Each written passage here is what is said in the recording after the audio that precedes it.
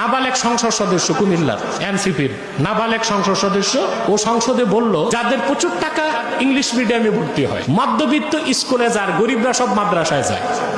আমি তো মাদ্রাসার ছাত্র, ওর জন্মের আগে, ওর বাপের বিয়ের আগে আমি মাদ্রাসায় গেছি বাপের কিনা গাড়ি দিয়ে।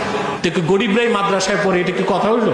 হুজুরদেরকে নিয়ে কিছু বলতে চাই না, কারণ হুজুরদের ভিতরে আল্লাহ পাকের কোরআন আছে, কিন্তু কিছু কিছু কথার জবাব না দিলেই নয়। হুজুর, আপনি হয়তো হাসনাত আব্দুল্লাহ ভাইয়ের পুরো কথাটা বুঝতে পারেন নাই, তাই ভুলভাল প্রশ্নের উত্তরটা দিয়েছেন।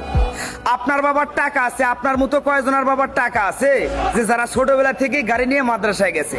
আপনার বাস্তবতা থেকে আপনি বলেছেন, আর আমাদের চোখে থেকে কথা আমরা বলতেছি। একটা বাড়িতে যদি 3টে ছাওয়াল থাকে, তার মধ্যে যেটা সবথেকে বেশি স্মার্ট তারা পড়ে কলেজে, আর যেটা একটু লেংরা তোরা হাবলা জাবলা তারাই পড়ে মাদ্রাসাতে। আমাদের দেশে কয়টা ইংলিশ মিডিয়াম কলেজ আছে যেগুলোতে ইতিমখানা আছে, তবে আমাদের দেশে অসংখ্য মাদ্রাসা ইতিমখানায় চলে। আমাদের দেশে কয়টা মসজিদ মাদ্রাসাকে সরকার থেকে স্যালারি দেয়? সবগুলো মসজিদ মাদ্রাসাতেই তো বেশিরভাগ এই গ্রামবাসী মহল্লাবাসীদের কাছ থেকে ভিক্ষা চাঁদা তুলে দেওয়া হয়।